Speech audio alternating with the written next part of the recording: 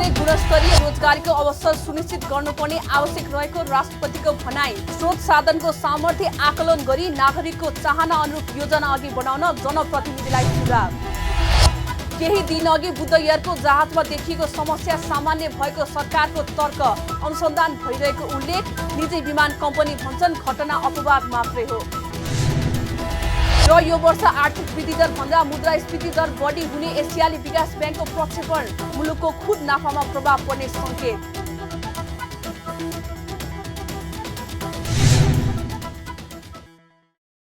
हामी छौं पल पल तपाईसँग,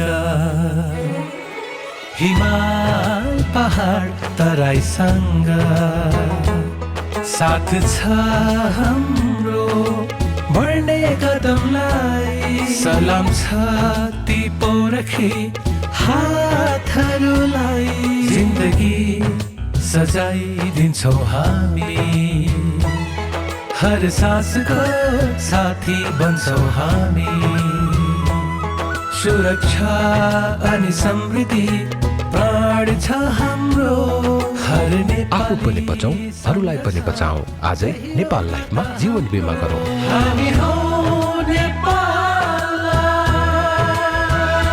नेपाल लाइफ, किनकि जीवन अमूल्य छ।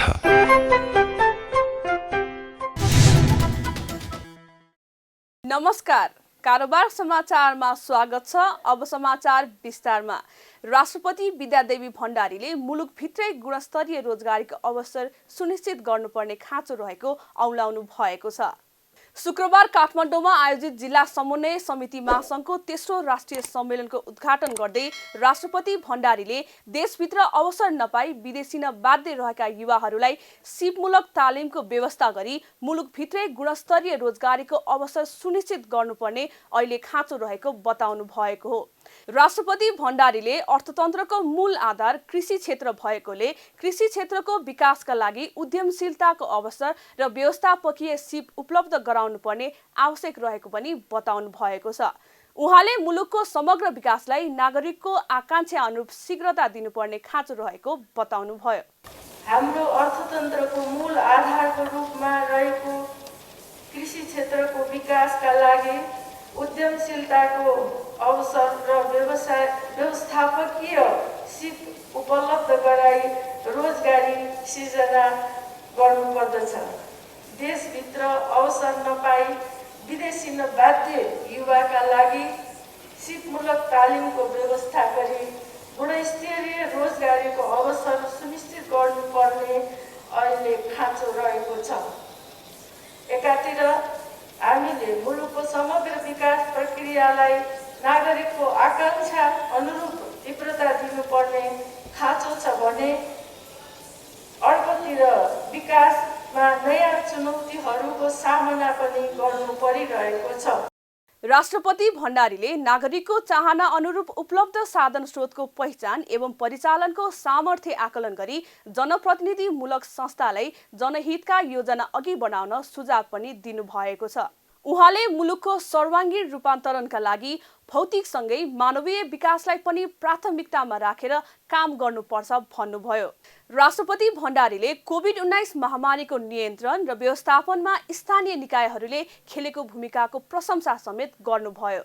विगत करिब 2 वर्षदेखि सम्पूर्ण विश्वलाई नै आक्रान्त बनाएको कोभिड-19 महामारीको रोकथाम, नियन्त्रण र उपचारका लागि स्थानीय तहहरूले खेलेको भूमिकाको पनि म यहाँ प्रशंसा र सराहना गर्न चाहन्छु। कार्यक्रममा नगरपालिका महासङ्घका अध्यक्ष अशोक पेन्जुले सङ्घ र प्रदेश सरकारको तुलनामा जनताका हितका खातिर स्थानीय तहले न्याय निरूपण, बजेट तर्जुमा, विकास निर्माण र सेवा प्रवाहमा प्रभावकारी भूमिका खेलिरहेको बताउनुभयो। पिछडिएका वर्गलाई मूलधारमा ल्याउन स्थानीय सरकारलाई अझै सशक्त रूपमा जोडेर अघि बढ्न आवश्यक रहेको पनि उहाँले औल्याउनुभयो। जनसङ्ख्याको सबभन्दा बढी हिस्सा भएको महिला यदि राष्ट्र निर्माणको मूलधारमा हामीले यसलाई स्थापित गर्न सकेनौँ, जनसङ्ख्याको सबभन्दा ठुलो हिस्सा रहेको जनजाति, आदिवासी, दलितहरू र पिछडा वर्गहरू जो सीमान्तकृत वर्ग छ, यो राष्ट्रको मूलधारमा हामीले ल्याउने कुरालाई स्थापित गर्ने कुरामा स्थानीय सरकारको भूमिका सबल बनाउने कुरा सबभन्दा महत्त्वपूर्ण कुरा हो। यदि यो गर्न सकिएन भने हामीले भनिरहेको आजको शासन व्यवस्था सबभन्दा कमजोरका लागि, सबभन्दा निमुखाका लागि, सबभन्दा पछाडि परेकाका लागि, सबभन्दा गरिबका लागि हुन सक्छ कि हुन सक्दैन? यदि हुन सक्छ भने हाम्रो भूमिकाहरू आजकै स्थितिको भूमिका पनि प्रभावकारी बनाउनु जरुरी छ। अध्यक्ष बेन्जुले जिल्ला समन्वय समिति राजनीतिक प्रतिनिधित्वलाई कुन मिसनमा अघि लैजाने भन्ने कुरामा जिल्ला समन्वय समिति नै स्पष्ट नरहेको भन्दै त्यसलाई प्रष्ट गर्नुपर्ने समेत बताउनुभयो। उहाँले समन्वय गर्नका लागि विवादहरूलाई समाधान गर्न कानुनी व्यवस्थामा अघि बढ्नुपर्ने बताउनुभयो। नागरिक उड्डयन सम्बन्धी समस्या र समाधान उपसमितिले पछिल्लो समय हवाई जहाजमा देखिएका प्राविधिक समस्याहरूको बारेमा छलफल गरेको छ। उपसमितिले शुक्रबार सिंहदरबारमा नागरिक उड्डयन प्राधिकरण, निजी विमान कम्पनी लगायतका प्रतिनिधिहरूलाई बोलाएर छलफल गरेको हो। समितिले संस्कृति, पर्यटन तथा नागरिक उड्डयन मन्त्रालय, नागरिक उड्डयन प्राधिकरण, निजी विमान कम्पनी लगायतका प्रतिनिधिहरूलाई बोलाएर छलफल गरेको हो। सोमबार काठमाडौँबाट विराटनगरका लागि उडेको बुद्ध एयरको जहाज विराटनगरमा ल्यान्ड हुन नसकेपछि काठमाडौँ फर्किएर सुरक्षित अवतरण गरेको थियो। छलफलमा मन्त्रालयका सहसचिव बुद्धिसागर लामिछानेले बुद्ध एयरमा देखिएको समस्या त्रुटिवश भएको बताउनु भएको छ। कति घटनाहरू अब हाम्रो रेगुलेटरलाई पनि थाहा हुँदैन। कति कुराहरू पाइलटले मात्रै फेस गरे आउँछ, त त्यत्तिकै पनि अब सिम्प्लिफाई भएर जान्छ। कति अपरेटरकोमा आउँछ, तिनीहरूले त्यही सेटल हुन्छ। कति रेगुलेटरकोमा आउँछ, अनि त्यहाँ सेटल हुन्छ। अब सानातिना घटनाहरू चाहिँ अब इररहरू भन्छ हामीले, त्यो हजारौँ हुन्छ। त्यसपछि चाहिँ अब केही दर्जन सङ्ख्यामा चाहिँ भाइलेसन भन्छ, त्यो चाहिँ साँच्चै गर्नै नहुने काम पाइलटले गरे होला, इन्जिनियरले गरे होला, त्यसले अलिक ठुलो घटनाको रूपमा निम्त्याउँछ। त्यसलाई पनि समयमा सम्बोधन गर्न सकिएन भनेपछि अनि दुर्घटना हुन्छ।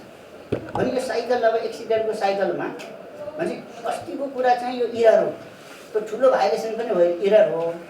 अब त्यही इररलाई नै अब कसरी चाहिँ हामीले चाहिँ अब रिपिट हुन नदिने त भन्ने कुरा अब हामी सबैको एउटा चाहिँ दायित्व छ।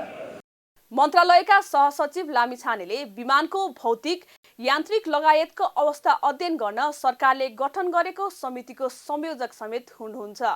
छलफलमा नेपाल नागरिक उड्डयन प्राधिकरणले बुद्ध एयरको बारेमा अनुसन्धान भइरहेकोले केही भन्न नमिल्ने बताएको छ। जहाज किन्ने बेलामा हरेक जहाजको पार्ट पूर्जा, ल्यान्डिङको आयु तोकेको हुने भन्दै त्यसै आधारमा रहेर छानबिन टोलीले अनुसन्धान गरिरहेको प्राधिकरणको भनाइ छ। यस्तै प्राधिकरणले आफ्नो क्षेत्रबाट कतै पनि कमजोरी नगरेको स्पष्ट समेत पारेको छ। जहाजको चाहिँ मल्ल सम्हालको कुरामा केही कुरा आयो, त्यसमा के जोड चाहिँ हजुरसँग चलाउँदाखेरि जहाजलाई निर्माण गर्ने क्रममा जहाजको सबै पार्ट पूर्जाको उमेर तोक्या हुन्छ, लाइफ तोक्या हुन्छ। कि हावामा तोक्या हुन्छ, कि साइकलमा तोक्या हुन्छ, अथवा ल्यान्डिङमा तोक्या हुन्छ, कि यहाँ हजुरको चाहिँ उमेरमा वर्षमा तोक्या हुन्छ। यस्तो भएपछि त्यो जहाजको त्यो जन्मकुण्डली भयो। अब यो जहाजको उमेर यति हो, यसपछि यसको चाहिँ उमेर सिद्धियो भने चाहिँ कि तपाईँ यति वर्ष होला त्यसैमा जहाज हिँडेको गर्नुहुन्छ त्यो, अथवा केही हजार घन्टा भन्ने होला, अथवा यति हजार साइकल, यति हजार ल्यान्डिङ भन्ने होला। भन्दाखेरि त्यो भनेको त्यसको परिधि भयो। जहाजको मर्मत जहाज बन्ने बेलामा जुन किसिमको उसको डकुमेन्ट त्यो निर्माता कम्पनीले सिफारिस गरेर त्यो देशले स्वीकृत गरेको हुन्छ, त्यो भनेको त्यसको परिधि सीमा त्यो भयो। त्यही सीमाभित्र बसेर हाम्रो एयरलाइन्सका साथीहरूले त्यो जहाजको मर्मत सम्हाल कार्यक्रम गर्नुहुन्छ। हाम्रो पार्टबाट हामीले कहीँ कतै कमजोरी छोडेका छैनौँ। विगतको घटनाहरू म भन्न चाहन्न, तर अहिले यो टिम जुन छ राजुजीको टिम लगायतका टिमहरू प्लस हामीले बाहिरबाट नै हायर गरेका छौँ। डिआरडी एउटा सरहरू जस्ता टिम जुन आर्मीसीमा विगत 30 वर्षदेखि बोइङ चलाएर आउनुभएको उहाँको टिम छ, एउटा छ, उहाँले आफ्नो काम गरिरहेको छ। अझै पनि हो म्यानेजरहरूको चाहिँ म एउटा चाहिँ धेरै दिन्छु, यस्तो मिटिङले कुनै एउटा राम्रो कङ्क्रिट सुझाव आयो भने त्यसमा हामी अमल गर्छौँ। यता निजी विमान कम्पनीहरूले भने सोमबार भएको बुद्ध एयरको घटनालाई अपवादको रूपमा लिएका छन्। यति एयरलाइन्स प्रणालीका अपरेसनल म्यानेजर गोविन्द पौडेलले हरेक विमान उड्नु भन्दा अघि इन्जिनियरहरूले चेक गरेपछि मात्रै उड्ने भएकोले हालै भएको बुद्ध एयरको घटना अपवाद भएको बताउनुभयो। कहिलेकाहीँ यस किसिमका घटनाहरू सबै परीक्षण गरिसकेपछि पनि हुने उहाँको भनाइ छ। हरेक हामीले उड्नुभन्दा अगाडि त्यसको इन्स्पेक्सन हुन्छ अर्ली इन द मर्निङ अथवा सुनिला त्यो इन्जिनियरले सर्टिफाइड इन्जिनियर लाइसेन्स इन्जिनियरले फिट सर्टिफाइड नभइकन हवेल उडेन त्यस्तै किसिमबाट पाइलटले चेक गरेको चेक गरेर इफ हि इज सेटिस्फाइड त्यसपछि मात्रै हवेल उड्छ। त्यसैले यसको उड्ने विषयमा र मेन्टेनेन्स गर्ने विषयमा चाहिँ there is regulation there are regulation international regulation त्यस्तै होइन। त्यसले गर्दा एक दिनभरिलाई एक ठाउँमा चेक गरेपछि त्यो हवेल फेरि चेक गरिराख्नु पर्दैन। जस्तो भैरवाड दिन हेर्दा उयो भनेर अहिले भर्खर मान्यज्यूले आएको त्यो चाहिँ हुन्छ किनभने एक दिनभरिलाई 24 घण्टा 12 घण्टा 6 कति घण्टा सर्टिफाई गरेका हुन्छ त्यतिसम्म फेरि चेक गर्नु पर्दैन। यता श्री एयरलाइन्स प्रणालीका अध्यक्ष सुधीर मित्तलले पनि 15 वर्षको इतिहासमा पहिलो पटक पाङ्ग्रा ननिस्कने समस्या आएको भन्दै यसै समस्यालाई लिएर दण्ड दिन नमिल्ने बताउनुभयो। गाडीको जस्तै जहाजको पनि टेक्निकल समस्या आउने भएकोले हालै भएको बुद्ध एयरमा त्यही समस्या दोहोरिएको उहाँले बताउनुभयो। कहीँ लामो यात्रामा जाँदाखेरि गाडीको जब चेक गरिन्छ ब्रेक आइल चेक गरिन्छ यो गरिन्छ त्यो हुँदा हुँदै हुन्छ गाडीको ब्रेक फेल हुँदैन बेला बेलामा असाधारण हो साधारण होइन तर गाडीको ब्रेक फेल त हुन्छ नि। त्यो जहाजको पनि जम्मै चेक गर्दा गर्दा हुन्छ टेक्निकल प्रब्लम सधैँ आइरहनु चाहिँ समस्या हो। त्यही भएर एक त हामीले नन प्युनिटिभ होइन यो भयो ल अब दण्ड कसलाई दण्ड दिने हामी खोजौँ एउटा दण्ड दिनु पऱ्यो भने त्यो चाहिँ हामी नगर्नु मान्ने चाहिँ मेरो एउटा सुझाव। अर्को चाहिँ नागरिक उड्डयन प्राधिकरणले धेरै राम्रो काम गरेको छ यो हामीले उनीहरूलाई सराहना गर्नुपर्छ है। इन्भेस्टिगेसन गर्नु पनि पर्छ यो असाधारण कुराको इन्भेस्टिगेसन गर्नुपर्छ त्यसमा केही कमी त्रुटि छ भने सबैलाई जान्ला तिमीहरूले गरेको ठिक भएन अब यसो गर्नु भन्ने पनि गर्नुपर्छ। तर उहाँहरूलाई चाहिँ नियमन भएन भनेर चाहिँ म कुनै हालतमा चाहिँ मान्दिनँ त्यो मैले भोगिरहेको उहाँले हामीलाई पीडा दिइदिनु भएको छ। चाहे त्यो पाइलटको रिफ्रेसर होस् सिमुलेटर होस् चेक होस् ट्रेनिङहरू जम्मै टाइममा हुनुपर्छ भएन भने गराउनु। अध्यक्ष मित्तलले अन्तर्राष्ट्रिय स्तरमा हेर्दा पनि विगत 5 वर्ष यता नयाँ जहाज दुर्घटना र समस्या आइरहेको पनि बताउनुभयो। A320 नियोमा इतिहासमै सबैभन्दा धेरै उड्दै जहाजको इन्जिन बन्द हुने समस्या आएको बताउँदै अध्यक्ष मित्तलले नियमन निकायले तोकेको भन्दा धेरै उडान भरेमा समस्या आइरहने बताउनुभयो। कारोबार कर्मी पूर्णिमा श्रेष्ठ सहित 2 नेपाली महिलाले पहिलो पटक विश्वको 7औं अग्लो धौलागिरी हिमालको सफल आरोहण गरेका छन्। म्याग्दीको धौलागिरी गाउँपालिका 4 मा पर्ने 8167 उचाइको हिमाल कारोबार कर्मी श्रेष्ठ र पासाङ लामु शेर्पाले शुक्रबार बिहान 5 बजे आरोहण सम्पन्न गरेका हुन्। यसअघि नेपाली महिलाले धौलागिरीको आरोहण गरेको रेकर्ड छैन। आरोही श्रेष्ठ फोटो पत्रकार र शेर्पा आरोहणमा आबद्ध व्यक्ति हुन्। उनीहरू आजै साँझसम्म आधार शिविर आइपुग्ने योजना रहेको छ। शरद ऋतुको आरोहणका लागि श्रेष्ठ यही असोज 2 गते मुस्ताङको मार्फा हुँदै पैदल मार्ग भएर धौलागिरी आरोहणमा गएकी थिइन्। गोर्खा आरुघाट निवासी उनको टोलीले यसअघि गत वैशाख 3 मा म्याग्दीको अन्नपूर्ण गाउँपालिका 4 नार्च्याङ स्थित 8081 मिटर अग्लो अन्नपूर्ण प्रथम हिमाल आरोहण गरेर कीर्तिमान बनाएको थियो। श्रेष्ठले यसअघि सन् 2018 मा सगरमाथा, 2017 मा मनास्लु र 2019 मा आमादब्लम हिमाल पनि आरोहण गरेकी थिइन्। एसियाली विकास बैंक एडीबीले यो वर्ष आर्थिक वृद्धि दर भन्दा मुद्रास्फीति दर बढी हुने प्रक्षेपण गरेको छ। एसियाली विकास बैंक एडीबीले यो वर्ष आर्थिक वृद्धि दर भन्दा मुद्रास्फीति दर बढी हुने प्रक्षेपण गरेको छ। एडीबीले चालु आर्थिक वर्षमा 4.1% को आर्थिक वृद्धि दर हुँदा मुद्रास्फीति भने 5.2% बढ्ने प्रक्षेपण गरेको हो। एडीबीले गरेको प्रक्षेपण तलमाथि हुन सक्ने भए पनि आर्थिक वृद्धि दर भन्दा मुद्रास्फीति बढी हुँदा त्यसले खुद नाफामा प्रभाव पार्ने देखिएको छ। त्यसो त पछिल्ला 10 वर्षमा धेरै पटक मुद्रास्फीति भन्दा आर्थिक वृद्धि दर कम भएको देखिन्छ। तर बीचका केही वर्ष आर्थिक वृद्धि दर उच्च भए पनि कोरोना महामारीका कारण पुनः मुद्रास्फीति बढ्दै गएको छ। आर्थिक वृद्धि दर भन्दा मुद्रास्फीति बढी हुनुले खुद नाफा कम हुँदै जाने र वृद्धि नै नकारात्मक हुने जानकारहरू बताउँछन्। ट्रेकिङ व्यवसायको छाता संगठन trekking agencies association of Nepal टानले नयाँ वेबसाइट सञ्चालनमा ल्याएको छ। शुक्रबार काठमाडौँ स्थित टानको कार्यालयमा औपचारिक कार्यक्रम आयोजित गरी अध्यक्ष खुमबहादुर सुवेदीले tan.org.np नामक डोमेनको वेबसाइटको शुभारम्भ गर्नुभएको हो। वेबसाइटको उद्घाटन गर्दै अध्यक्ष सुवेदीले टानको विगतका वेबसाइट सूचना कम दिने खालको भएकाले बढीभन्दा बढी सूचना तथा जानकारीहरू दिन सकियोस् र टानमा आबद्ध सदस्य एजेन्सीहरूले छिटो छरितो रूपमा आफ्नो घर तथा अफिसबाटै डकुमेन्टेसन गर्न सकोस् भन्ने उद्देश्यका साथ नयाँ वेबसाइट सञ्चालनमा ल्याइएको बताउनुभयो। उहाँले यस वेबसाइट मार्फत सदस्य एजेन्सीहरूले प्याकेज बेच्न अनलाइन मार्फत नै भुक्तानी गर्न सकिने पनि बताउनुभयो। हाम्रो मेम्बर एजेन्सीहरूलाई फास्ट तरिकाले पेपरलेस ढङ्गबाट चाहिँ अफिसमा अथवा घरबाटै पनि आफ्नो डकुमेन्टेसन मेन्टेन गर्न सकोस् भन्ने उद्देश्यका साथ यो वेबसाइटको स्टार्टिङ भएको हो। यसमा हाम्रा मेम्बर एजेन्सीहरूले प्याकेजहरू पनि सेल गर्न सक्नुहुन्छ, अनलाइन पेमेन्ट पनि गर्न सक्नुहुन्छ र यहाँ टानमै नआए पनि आफ्ना सम्पूर्ण टानसँग रिलेटेड डकुमेन्टेसनहरू प्रेजेन्ट गरेर आफ्ना लिगल डकुमेन्टहरू पनि हालेर टानसँग चाहिँ जुन आफ्नो समय बचत गर्न सक्ने मेम्बरहरूको एउटा फेसिलिटीको लागि पनि हामीले यो वेबसाइट बनाएका हौँ। अध्यक्ष सुवेदीले टानको वेबसाइट मार्फत विदेशीहरूलाई नेपालको पर्यटनको सन्दर्भमा विविध जानकारी दिन सकिने विश्वास पनि व्यक्त गर्नुभयो।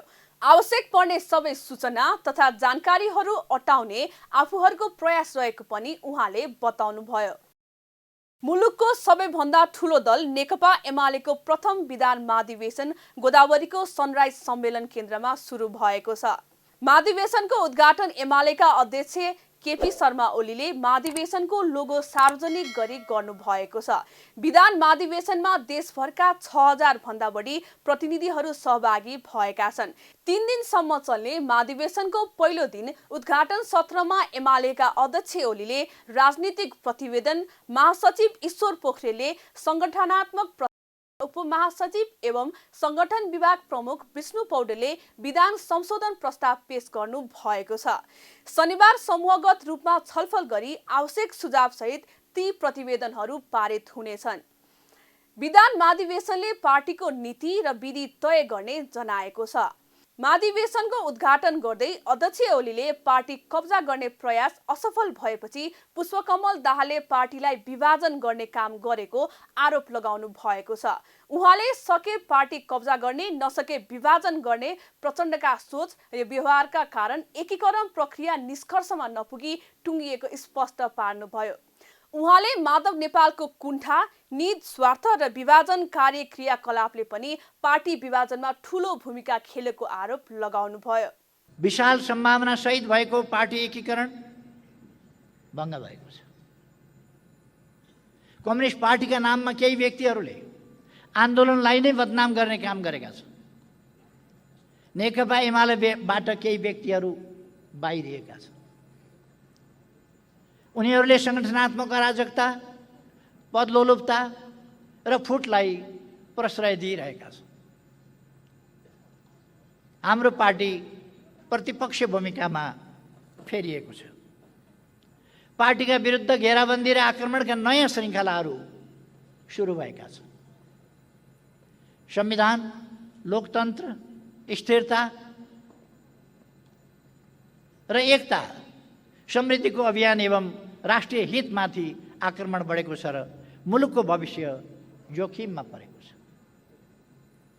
हाम्रा सामु दक्षिणपन्थी अवसरवाद र संगठनात्मक अराजकतालाई परास्त गर्दै नेपाली कम्युनिस्ट आन्दोलनलाई सही दिशामा अघि बढाउने दायित्व छ। जनताको बहुदलीय जनवादको मार्गदर्शनमा समाजवादका आधार निर्माण गर्ने अभिभारा छ। अभिभाराहरू पूरा गर्ने हाम्रो यात्रामा खडा भएका माथि उल्लेखित चुनौतीहरूको सामना गर्नु र तिनलाई पराजित गर्नु पर्नेछ। महाधिवेशनमा प्रस्तुत राजनीतिक प्रतिवेदनमा मैले 9 महाधिवेशनका निष्कर्षको चर्चा गरेको छु। पार्टी एकीकरण, पार्टीको आन्तरिक जीवनमा देखा परेको प्रवृत्ति तथा समस्याहरूलाई उल्लेख गरेको छु। प्रमुख प्रतिपक्षी दल एमालेका अध्यक्ष ओलीले नेपाल भारत बीच देखिएका सीमा लगायतका समस्या समाधान गर्न जिम्मेवारी कूटनीतिक पहल गर्नुपर्ने आवश्यकता पनि औल्याउनु भएको छ। उहाँले लिपुलेक, लिम्पियाधुरा, कालापानी र सुस्तामा नेपाली भूमि मिचिएको उल्लेख गर्दै त्यसलाई फिर्ता ल्याउन आफ्नो पार्टीले चाहेको पनि स्पष्ट पार्नुभयो। उहाँले छिमेकी मुलुक भारत र चीनका जायज माग सम्बोधन गर्न आफूहरू प्रतिबद्ध रहेको पनि बताउनुभयो। हामी चीन र भारत बीचको सीमा समस्या लगायतका मतभिन्नताहरू चाँडै समाधान होउन् र दुई देशबीच सार्थक साझेदारी विकास होस् भन्ने चाहन्छौँ। यसले विकास र सहयोगको त्रिदेशीय सहकार्यको सम्भावना पनि बढ्नेछ। नेपाल आफ्नो भूभाग कुनै पनि छिमेकी तथा मित्र राष्ट्रहरूका विरुद्ध प्रयोग हुन नदिने नीतिमा दृढ छ। त्यसै गरी नेपाल एक चीन नीतिमा अडिग छ। नेपाल भारत सीमा वारपार अपराध नहोस् र आतंककारीले लाभ उठाउन नसकुन् भन्ने विषयमा भारतको चासो देखिन्छ। भारतसँगको व्यापार घाटा, लिपुलेक, लिम्पियाधुरा र कालापानी र सुस्ता क्षेत्रमा नेपाली भूभाग फिर्ता, सीमाको व्यवस्थापन, नेपालको आन्तरिक मामलामा हुने अनावश्यक चासो र हस्तक्षेप जस्ता विषयमा नेपालको चासो र सरोकार रहेको छ। हामी हाम्रा छिमेकीका जायज चासो र सरोकारप्रति सजग छौँ। त्यस्तै सजगता र सम्मान हामी हाम्रा मित्रहरू विशेष त छिमेकीहरूबाट चाहन्छौँ। दुई देश बीचका समस्यालाई जिम्मेवार कूटनीतिक पहलका माध्यमबाट समाधान गर्न हामी चाहन्छौँ। एमाले पहिलो पटक पार्टीको नीति निर्माणमा केन्द्रित भएर विधान महाधिवेशन आयोजना गरेको हो। एमालेको राष्ट्रिय महाधिवेशन मङ्सिरको दोस्रो साता आयोजना हुनेछ। कारोबार समाचारमा अब सुनचाँदी र विदेशी विनिमय दर सम्बन्धी जानकारी।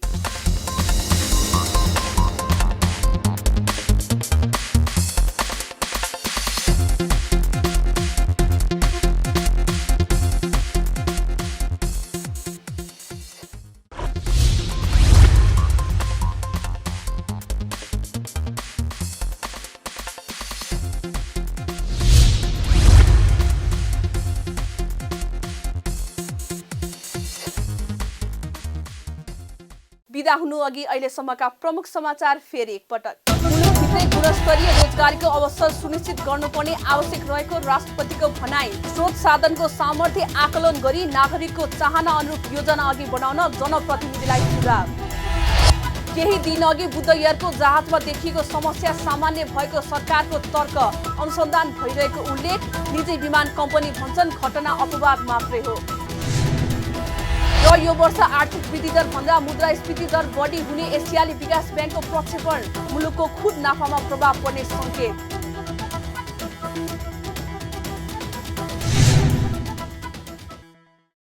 कारोबार समाचार सकियो। हामीलाई बिदा दिनुहोस्। नमस्कार।